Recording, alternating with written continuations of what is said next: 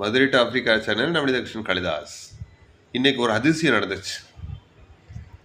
நான் 46 வயசாச்சு, 45. நான் பார்த்ததே இல்லை பேரிச்சம்பழம் எப்படி இருக்கும். நம்ம ட்ரையாக தானே பேரிச்சம்பழம் பார்த்துருப்போம். இன்னைக்கு நம்ம சார் வீட்டுக்கு வந்தேன். அவர் ராஜஸ்தான்லேருந்து கொண்டு வந்திருந்தாங்க. பார்த்தா பழம் பேரிச்சம்பழம். அங்கே பேரிச்சம்பழம் இப்படித்தான் பேரிச்சம்பழம் இருக்குமா.